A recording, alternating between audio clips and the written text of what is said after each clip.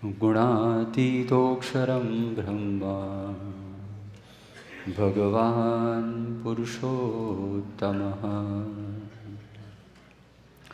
જનોજાનન્નિદં સત્યમ મુચ્યતે ભવબંધનાत्. શ્રી સ્વામિનારાયણ ભગવાનની જય. અક્ષર પુરુષોત્તમ મહારાજની જય. ગુણાતીતાનંદ સ્વામી મહારાજની જય. ભગતજી મહારાજની જય. શાસ્ત્રીજી મહારાજની જય. યોગીજી મહારાજની જય. પ્રમુખ સ્વામી મહારાજની જય. ગઈકાલે આપણે વાત કરી રહ્યા હતા કે જે વખતે આપણા જીવનની અંદર મુશ્કેલીઓ આવે તે વખતે ભગવાન અને સંતના વચન આપણને યાદ આવે, એ પણ એક પ્રકારની સ્મૃતિ છે. શ્રીજી મહારાજના વખતથી અત્યાર સુધી આપણે જોવા માટે જઈએ તો ભગવાનના ભક્તોના જીવનની અંદર પણ ઘણી બધી આપત્તિઓ, મુશ્કેલીઓ આવેલી છે. એક વખત પ્રમુખ સ્વામી મહારાજ અમદાવાદની અંદર ગીતા મંદિરમાં પધારેલા. મહામંડલેશ્વર મંગલાનંદજીની ઈચ્છા હતી કે પ્રમુખ સ્વામી મહારાજ પરદેશની અંદર ભારતીય સંસ્કૃતિની વિજય પતાકા લહેરાવીને પધાર્યા છે, તો એમનું આપણે સન્માન કરીએ. 1980ની સાલની અંદર આ પ્રસંગ બનેલો અને તે વખતે પરમ પૂજ્ય પ્રમુખ સ્વામી મહારાજે ભારતીય સંસ્કૃતિની એક વિલક્ષણતા બતાવી.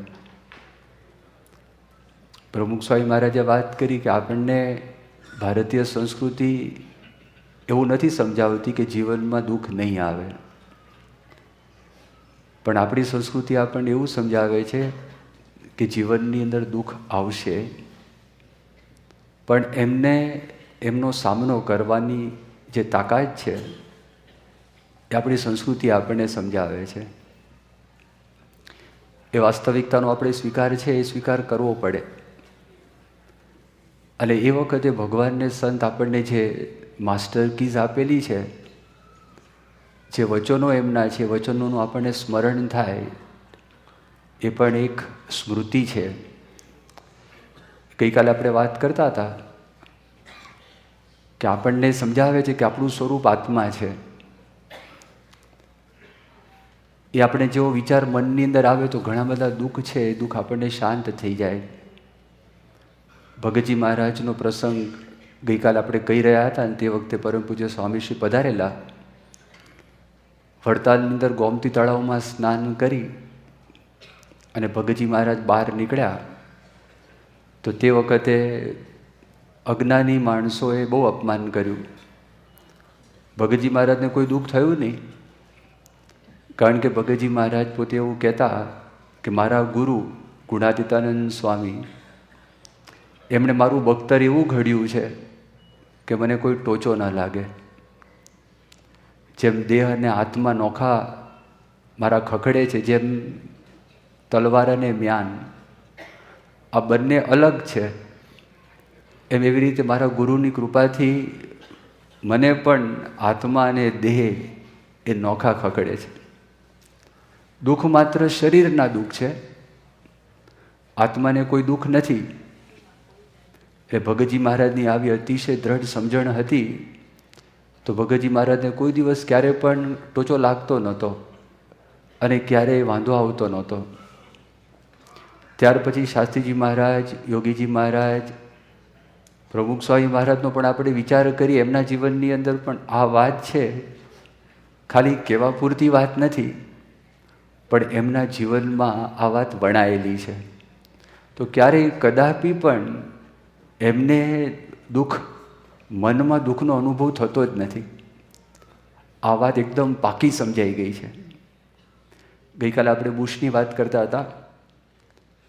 જ્યારે 9/11નો પ્રસંગ થયો તે વખતે તાત્કાલિક બુશને સ્પેશિયલ મિલિટરીના પ્લેનની અંદર લઈ જવામાં આવ્યા અને અમેરિકન વેસ્ટની અંદર નેવાડાના ડેઝર્ટ છે, ત્યાં સ્પેશિયલ બંકર્સ બનાવેલા છે. કદાચ એટોમિક અટેક થાય, ન્યુક્લિયર સ્ટ્રાઇક થાય તો એમને કાંઈ વાંધો ના આવે એવી બધી જ પ્રકારની વ્યવસ્થા કરી. એવા બંકર બનાવ્યા છે કે ટોચો ન લાગે, પ્રેસિડેન્ટને ટોચો ન લાગે. પણ ધ ડે આફ્ટર નામની પણ એક નાની ડોક્યુમેન્ટરી આવેલી કે દાખલા તરીકે ન્યુક્લિયર સ્ટ્રાઇક થાય, ન્યુક્લિયર અટેક થાય તો તે વખતે પરિસ્થિતિ વિશ્વની શું થાય. તો એવું કહ્યું છે કે જે માણસો મરી ગયા છે એ લોકો સુખિયા કહેવાય. આજે જે લોકો જીવે છે એને બધી મુશ્કેલીઓ, આપત્તિઓ આવે, ન્યુક્લિયર ફ્રીઝ થાય અને ધીરે ધીરે કરતાં માણસોની મુશ્કેલી બહુ થાય. પણ તો કહેવાનું શું, આ તો લૌકિક વાત છે.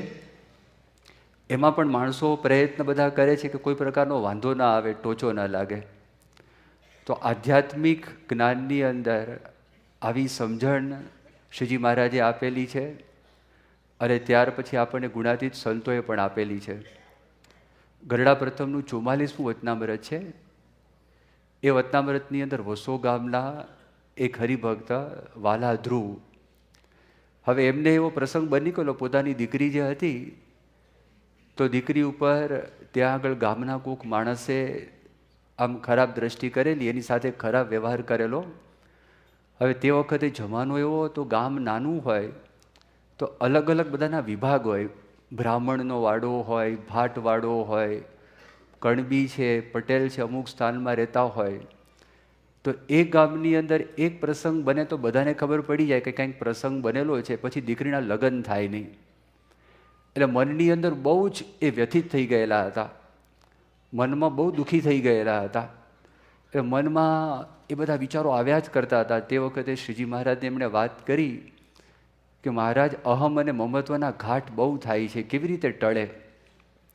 તો તે વખતે શ્રીજી મહારાજ દ્રષ્ટાંત આપે છે. કોઈ માણસ પોતાના કપડાં સીવડાવવા માટે દરજી પાસે જાય અને દરજીને એમ કે તમે મારા કપડાં સીવી આપો, પછી એને કોઈ દિવસ એવું મનાતું નથી કે આ દરજી મારો બાપ છે અને આ દરજણ છે મારી માં છે, એવો વિચાર એના મનમાં આવતો નથી. એને તો કપડાં સીવી આપેલા છે. એમ કહીને શ્રીજી મહારાજે વાત કરી કે આ શરીર છે પણ એક કપડું છે. ક્યારેક આપણને બ્રાહ્મણ અને બ્રાહ્મણી એના થકી આ શરીર પ્રાપ્ત થાય છે, ક્યારેક બીજી જ્ઞાતિ હોય તો એના થકી આપણને આ પ્રાપ્ત થાય છે. ને જે માણસ એમ માને કે ભાઈ જેમ દરજણ મારી માં છે ને દરજણ મારો બાપ છે, એના જેવું છે, આ શરીર તો એક ડગલો છે, શરીર તો એક વસ્ત્ર છે, એવી વાત શ્રીજી મહારાજે કહી. અને શ્રીજી મહારાજે કહ્યું કે આવી સમજણ ના હોય તો પછી અહમ અને મમત્વના ઘાટ કોઈ દિવસ ટળે નહીં. એમ કે મહારાજે જ્ઞાન આપ્યું કે 84 લાખ યોનિમાં આપણો જન્મ પ્રાપ્ત થયો. કેટલી માં કરી, કેટલા બાપ કર્યા, કેટલા ભાઈ થયા, કેટલી બહેનો થઈ, કેટલા બધા સગાવાલા થયા, એ બધાને ત્યાંથી આપણો જન્મ થયેલો છે. તો કોનું શક પણ આપણે સાચું માનીશું? અને તે વખતે મહારાજે તો ઘણી બધી વાતો કરી એ વચનામૃતની અંદર. પણ કહેવાનું શું, આ એક સમજણ આપણને આપે છે, આ પણ એક સ્મૃતિ કહેવાય. ત્રીજી એક વાત છે, ભગવાન છે સર્વ કરતા હરતા છે. એ ગુણાતીતાનંદ સ્વામી પણ જબરજસ્ત વાત કરી દીધી. ગુણાતીતાનંદ સ્વામી કહે છે અંતરમાં ટાઢું રહ્યા કરે અને ધગી ન જાય એના બે ઉપાય છે. એક તો ભગવાનનું ભજન કરવું અને બીજું ભગવાનને સર્વ કરતા હરતા સમજવા. તેમાં સુખ આવે તો સુખ ભોગવી લેવું અને દુઃખ આવે તો દુઃખ ભોગવી લેવું. તે કહ્યું છે કે દાસના દુશ્મન હરિકેદી હોય નહીં, જેમ કરશે તેમ સુખ થશે. આ પણ બે ઉપાય બતાવ્યા. ભગવાનનું ભજન કાંઈ પણ થાય તો સ્વામિનારાયણ સ્વામિનારાયણ સ્વામિનારાયણ. યોગીજી મહારાજે યોગી ગીતાની અંદર વાત કરી છે. પ્રમુખ સ્વામી મહારાજે પણ 1998માં સંતોની શિબિર થયેલી વલ્લભ વિદ્યાનગરમાં, એમાં પણ પ્રમુખ સ્વામી મહારાજે વાત કરી, ગમે તેવા મોટા અંતરાયો આવે પણ આપણે જો ભગવાનનું નામ સ્મરણ સ્વામિનારાયણ સ્વામિનારાયણ સ્વામિનારાયણ કરે, ગમે તેવા મોટા અંતરાયો હોય એ મોટા અંતરાયો પણ ટળી જાય. એ પણ એમણે એક વાત કરી. જો અંતરમાં ટાઢું થવાની વાત કરે છે, એર કન્ડિશનની આ વાત નથી. આપણે આઈસ્ક્રીમ ખાઈએ તો આપણે પેટમાં ટાઢક થાય, થોડુંક મનમાં થોડુંક લાગે, મજા આવી, ટેમ્પરરી રિલીફ. પણ અંતરમાં ટાઢું ના થાય, અંતરમાં ઠંડક ના થાય. તો અંતરમાં ટાઢું રહ્યા કરે એના માટે કહે છે કે ભગવાનને સર્વ કરતા હરતા સમજવા. આજે પ્રમુખ સ્વામી મહારાજ જો એ કહે છે, આપણે ગુણાતીત સંતોના લક્ષણની વાત કરીએ છીએ ને, તો પંચવર્તમાનની વાત તો આપણે સાંભળી છે, બીજી બધી વાતો પણ શ્રીજી મહારાજ વચનામૃતમાં કરે છે. પ્રથમના 37ના વચનામૃતની અંદર જે સંતના મહિમાની વાત કરી કે આવા સંતને શ્રીજી મહારાજને એમ થાય એના ચરણની રજ હું માથે લઉં, એ લક્ષણ જે બતાવે છે ને એમાં ભગવાનને સાકાર માને. આપણને લાગે આમાં શું લક્ષણ છે? ભગવાનને સાકાર માને અને ભગવાનને સર્વ કરતા માને. એ જે લક્ષણ આપ્યું છે ને, આ બહુ મોટી વાત છે. સાચા દિલથી જો માણસ ભગવાનને સર્વ કરતા માને તો અભિમાન ના રહે. એ અભિમાન આપણને નડે છે ને. આ ઘણા બધા દુઃખોની વાત કરી. બે પ્રકારના કોન્ફ્લિક્ટ છે, ઇન્ટરપર્સનલ કોન્ફ્લિક્ટ્સ અને ઇન્ટ્રાપર્સનલ કોન્ફ્લિક્ટ્સ. ઇન્ટરપર્સનલ કોન્ફ્લિક્ટ એટલે કયા કોન્ફ્લિક્ટ્સ આવે? ઘરમાં હોય તો પેરેન્ટ્સ હોય અને ચિલ્ડ્રનને બંનેની જનરેશન ગેપ, આ ઇન્ટરપર્સનલ કોન્ફ્લિક્ટ થયું. તમે ધંધો કરતા હોય, ધંધાની અંદર તમારો માણસ એ તમારું માને નહીં, ત્યાં કોન્ફ્લિક્ટ ઉત્પન્ન થયું, આ ઇન્ટરપર્સનલ કોન્ફ્લિક્ટ થયું. એ અંદર આવ્યું. બહુ મોટા કામ કરતા હોય, મોટી મોટી બિઝનેસ ફર્મ્સ હોય, આર્થર એન્ડરસન હોય કે મોર્ગન સ્ટેનલી હોય કે પછી આ બધી મોટી મોટી ફર્મ્સમાં સારી સારી પોસ્ટમાં હાર્વર્ડમાંથી, વોર્ટનમાંથી, MITમાંથી સારા સારા સ્થાનમાંથી MBAની ડિગ્રી પ્રાપ્ત કરી હોય અને એને $1 million એનો પે થતો હોય ને, તો પણ એને આ ઇન્ટરપર્સનલ કોન્ફ્લિક્ટ્સના પ્રશ્ન આવીને ઊભા થાય. એની નીચેનો માણસ ક્રેડિટ લઈ જતો હોય, એની ઉપરનો માણસ ક્રેડિટ લઈ જતો હોય, એને ક્રેડિટ પ્રાપ્ત થતું ના હોય તો કરવું શું? આ પ્રશ્ન ત્યાં આગળ આવીને ઊભો થાય. તમે જ્યાં જાઓ ત્યાં પ્રશ્ન આવીને ઊભો થાય છે. અને બીજું છે ઇન્ટ્રાપર્સનલ કોન્ફ્લિક્ટ્સ. મગજની અંદર સ્થિરતા નથી, મગજમાં ગડબડ થાય છે, ડિપ્રેશન, ફ્રસ્ટ્રેશન, ટેન્શન, સ્ટ્રેસ, થોડી વાતોની અંદર કંઈ ગડબડ થવા જ માંડે જ માણસને. તો એ જાય કેવી રીતે? તો એને જવા માટેની આ વાત છે. ભગવાન છે સર્વ કરતા જેવા માનીએ, આ ખરેખર એવો એક અક્ષર ઇલાજ છે. થોડા લગભગ મને લાગે છે 1994 કે 1995માં એક બહુ જ મોટા મેનેજમેન્ટ ગુરુ મૃત્યુંજય આત્રે કરી અને અક્ષરધામના દર્શન કરવા માટે આવેલા. અક્ષરધામ જોયું પોતાની મેં, કોઈને ખબર નહીં માણસ આવેલા છે.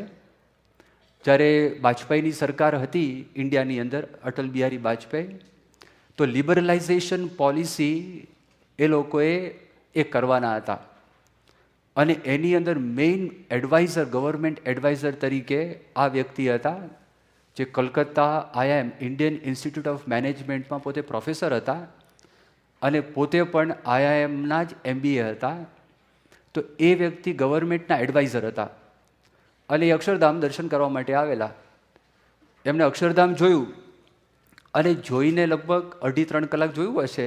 એમને મેનેજમેન્ટ ગમી, વોલન્ટિયર્સનું બિહેવિયર છે એ ગમ્યું, ત્યાંની જે ચોખ્ખાઈ હતી એ ગમી, એના જે પ્રેઝન્ટેશન હતા, જે રીતે વાત કરવામાં આવેલી એ બધી વાતો એને ગમી.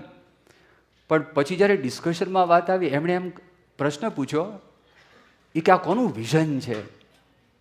એટલે એમને વાત કરી કે આ પ્રમુખ સ્વામી મહારાજ છે એમનું આ વિઝન છે.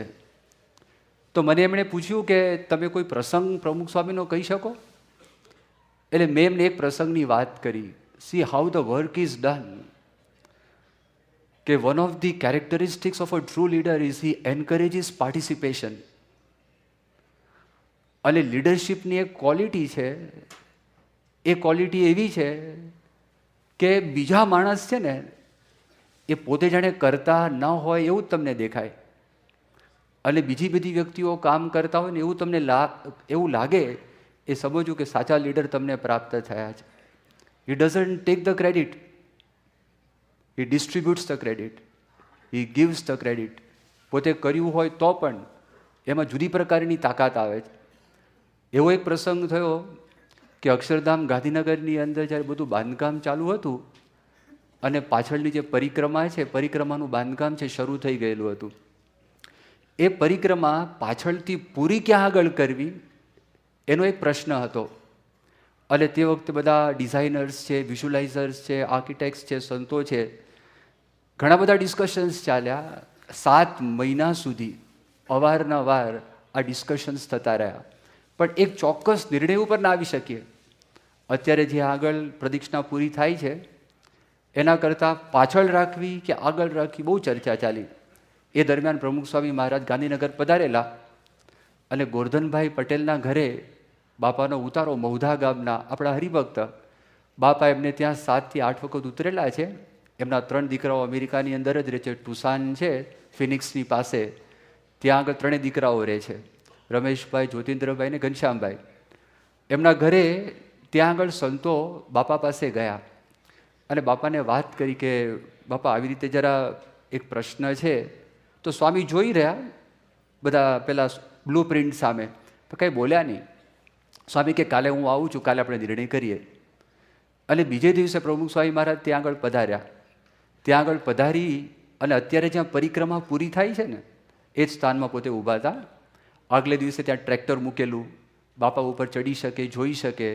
અને ત્યાં તો બધું આમ કેવું હતું, બધા લોખંડના સળિયા પડ્યા હતા, ઘાસ ઉગી ગયેલું હતું, એ બધી પરિસ્થિતિ હતી. સ્વામી કંઈ આપણે ઊભા રહીએ. અને ઊભા રહીને પ્રમુખ સ્વામી મહારાજ બોલ્યા.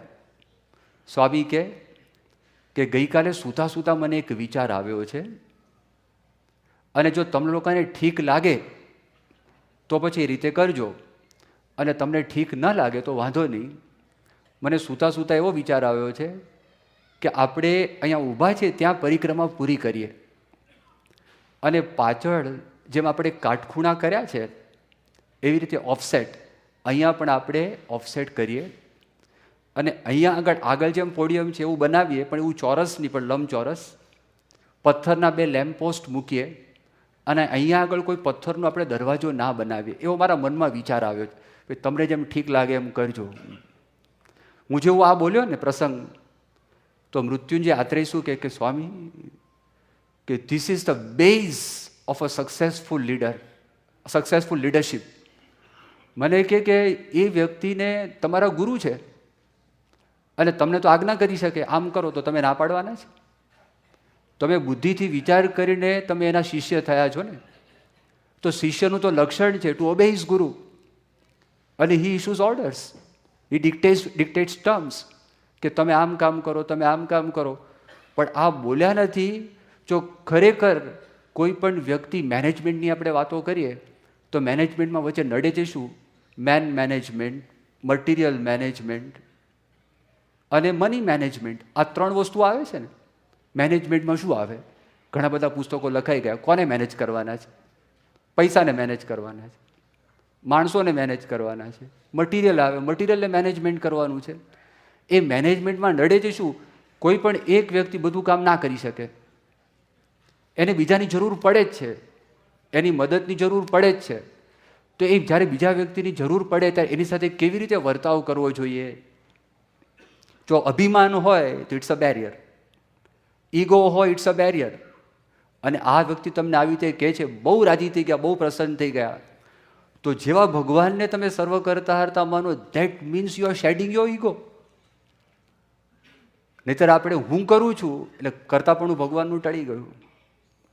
અને પ્રભુ સ્વામીને કોઈ વજન નથી માથા ઉપર, કોઈ ભાર નથી, લેશ માત્ર હરિ અક્ષર હળવા ફૂલ. એ જે આપણે બોલીએ છીએ, ગાઈએ છીએ, એ મૂર્તિમાન આપણને દેખાય છે. એનું કારણ આ છે, આપણે સત્સંગ કરીએ છીએ ને, તો સત્સંગ કરતાં કરતાં મોટા પુરુષની જ્યારે આપણા પર કૃપા થાય છે ને, તો ઘડીક બાપાની બહુ કૃપા થઈ ગઈ ને હવે આ મારે 1માંથી 10 મોટલ થઈ ગઈ, બરાબર છે, એ ના નથી, એ પણ કૃપા છે. પણ રિયલ કૃપા કઈ છે? આપણને અંતરથી મનાય કે ભગવાન કરતા છે, હું કરતા નથી. આપણને એવું મનાય કે દેહ અને આત્મા જુદા છે, હું આત્મા છું, મારું સ્વરૂપ આત્મા છે.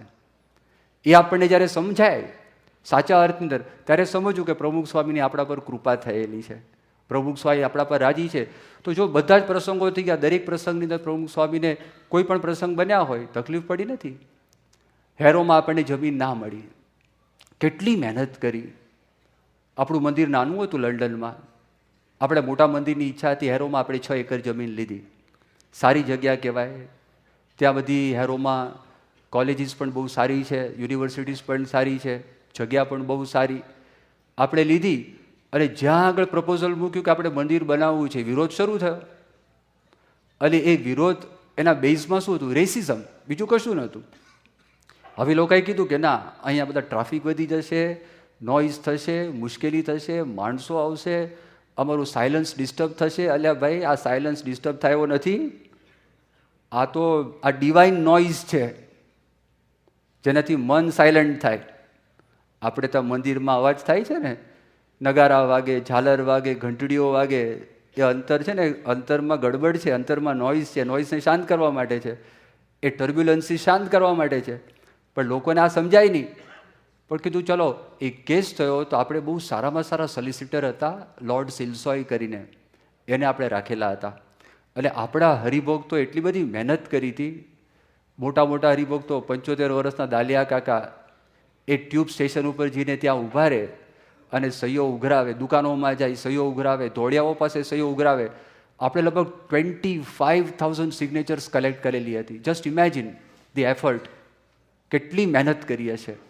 આ બધું જ કર્યું અને બધું જ થયું. બાપા પાસે પછી બધા લંડનના હરિભક્તો, આપણે ડીસી પટેલ છે, પછી એપી પટેલ છે, અશોકભાઈ, એ બધા આવેલા મુંબઈમાં. રવિવારની સભા હતી અને રવિવારની સભાની અંદર ત્યાં આગળ પછી વાત કરી કે બાપા, આ કેસ છે નો ચુકાદો છે. બાપા કે આપણું જીત થશે. હા, બધા ખુશ થઈ ગયા.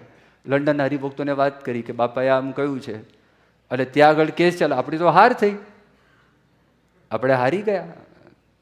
હવે તમે વિચાર કરો, જાહેરમાં આપણે બધું મહિમાની વાતો કરતા હોય કે પ્રમુખ સ્વામી મહારાજ તો વચન સિદ્ધ પુરુષ છે, જે કે છે એમ જ થાય છે. આ તો જાહેરમાં ગડબડ થઈ ગઈ અને જાહેરમાં ઊંધું પડી ગયું અને એ તો થયું નહીં.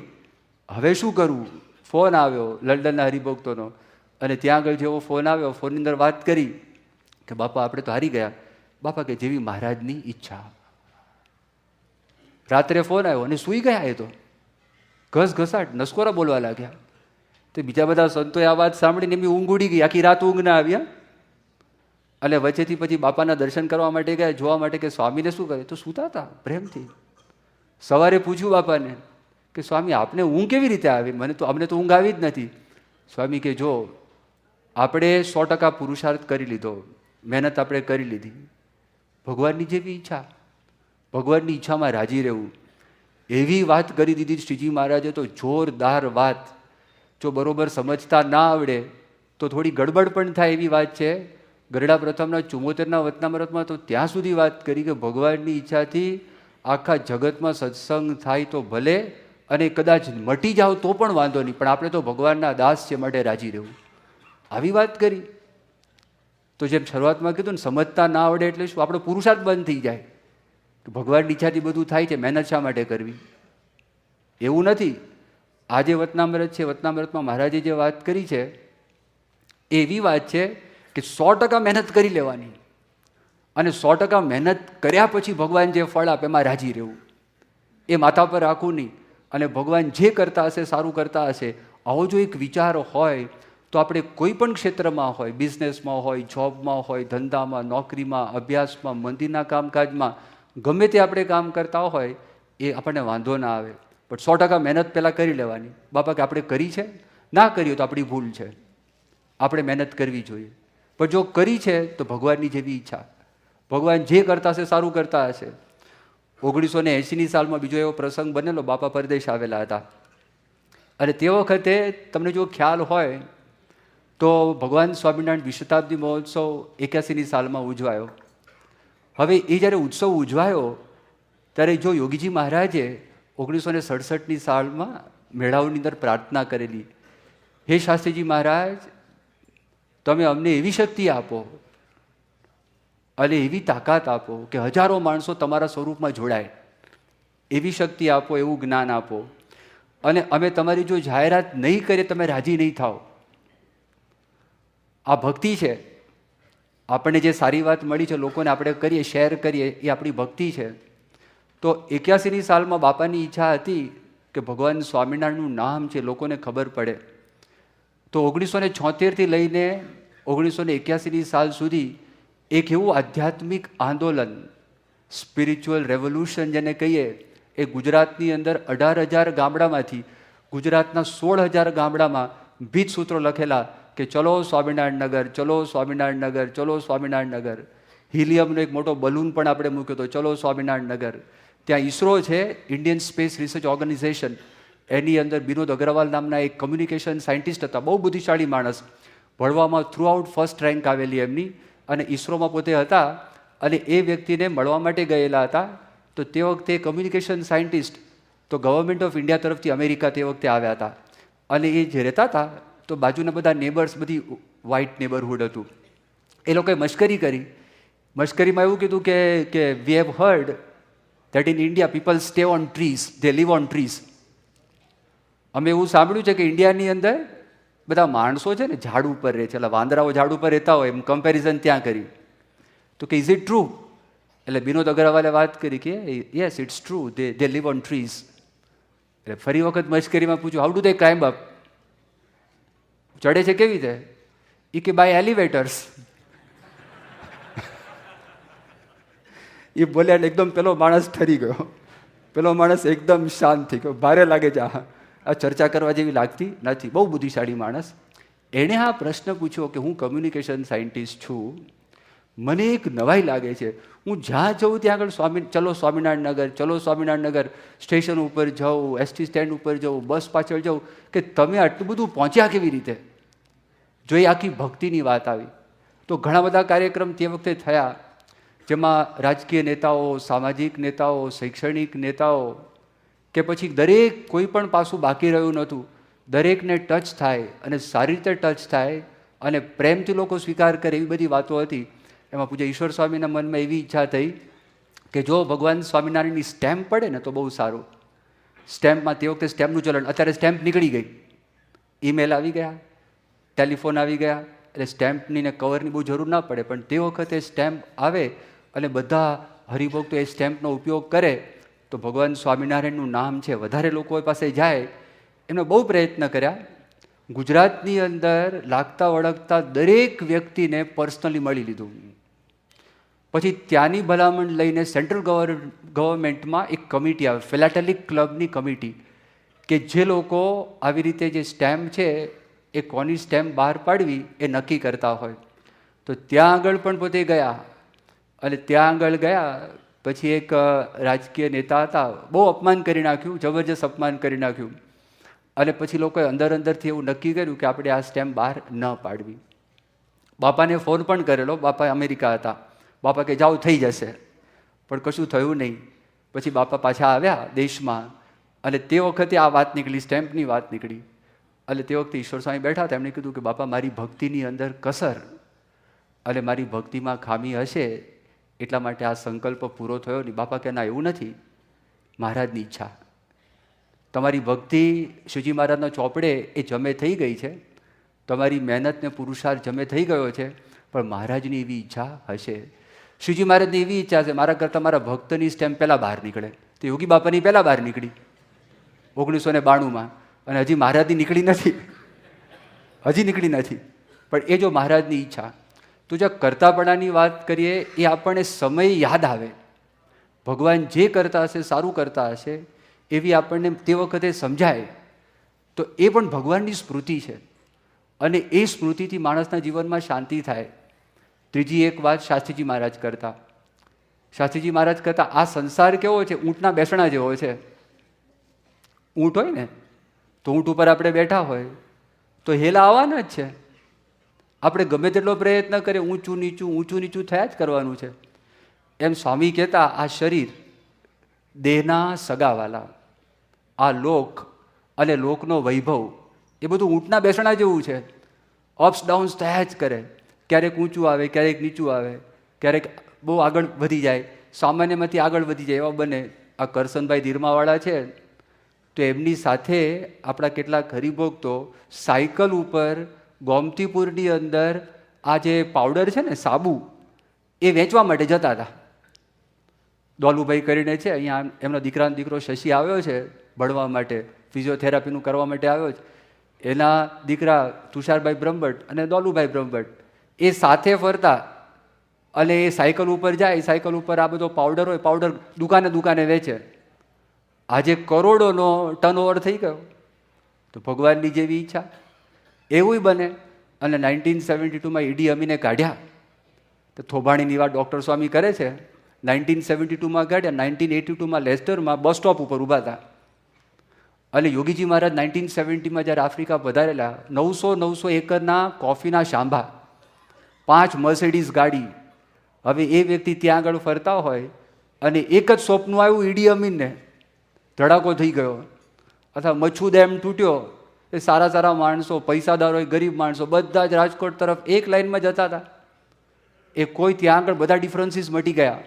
એટલે આ લોક એવો છે, એ લોકમાં આ કેવું છે, અપ્સ એન્ડ ડાઉન્સ છે, એ આવ્યા જ કરે. એ જો આપણે વિચાર કરીએ આપણને વાંધો ના આવે.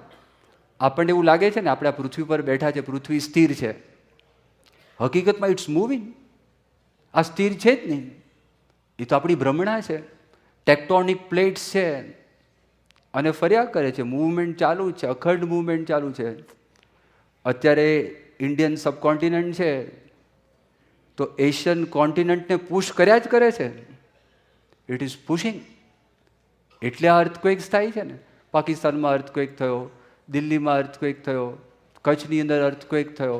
અહીંયા અત્યારે ફોલ્ટ લાઈન છે સેન ફ્રાન્સિસ્કો, ત્યારે waiting for a big quake. વર્ષો પહેલાં થઈ ગયો છે, 100 વર્ષ વીતી ગયા છે. ફોલ્ટ લાઈન ઉપર છે. આપણા મનમાં કે we are very steady and સ્થિર. આ પૃથ્વી ફરે છે, આ પૃથ્વી ફરે છે, આપણે એના પર બેઠે, આપણું મન ફર્યા કરે છે, આપણે સ્થિર નથી. અને આપણે મોટા થઈએ છીએ, નાનો હોય બાળકમાંથી મોટો થઈ જાય, આ બધો ફેરફાર થાય છે ને. તો શાસ્ત્રીજી મહારાજ આ કહેતા, આ સંસાર છે એ ઊંટના બેસણા જેવો છે. આ સંસારમાં અપ્સ એન્ડ ડાઉન્સ આવવાના, એનો શું હરખ શોખ કરવાનો. ભગવાનની ઈચ્છાથી આપણે મહેનત કરી લેવી. એ પણ પોતે એક સ્વામી આપણને વાત કરે છે કે જેને કરીને આપણને સુખની પ્રાપ્તિ થાય. કેટલાક પ્રશ્નો માણસના મનમાં ઉત્પન્ન થાય. આ સ્મૃતિની આપણે વાત કરતા હતા. પહેલી સ્મૃતિ તો છે જ, એમને આપણે સંભાળવા, એમને પ્રાર્થના કરવી, એ ચરિત્રોનો આપણે વિચાર કરો, મહિમાનો વિચાર કરો, એ બધી સ્મૃતિઓ તો છે જ. પણ આ બધી વાતો, સમજણની વાતો પણ મોટા પુરુષ આપણને અવારનવાર છે એ આપતા હોય છે. 1987ની અંદર લોનાવાલામાં અમેરિકાના હરિભક્તોની શિબિર હતી. અને એ શિબિરની અંદર ઘણા બધા પ્રવચનો થયા. અને બધા પ્રવચનો થયા, હરિભક્તોને વાત કરી કે તમે સત્સંગમાં કેવી રીતે આવ્યા. હરિભક્તે ઊભા થઈને વાત કરી કે પ્રમુખ સ્વામી મારી સામે દ્રષ્ટિ કરી અને મને શાંતિનો અનુભવ થયો, એટલા માટે હું સત્સંગમાં આવ્યો. બીજા હરિભક્તો ઊભા થયા, એમણે વાત કરી કે પ્રમુખ સ્વામીનો સ્પર્શ થયો, મને શાંતિનો અનુભવ થયો, એટલે હું સત્સંગની અંદર આવ્યો. અને આવા બધા જ પ્રસંગો આવવા માંડ્યા. અને પછી પ્રમુખ સ્વામી જ્યારે આશીર્વાદ આપ્યા, ત્યારે પ્રમુખ સ્વામી મહારાજે વાત કરી, નારાયણ ભગવાનની જય.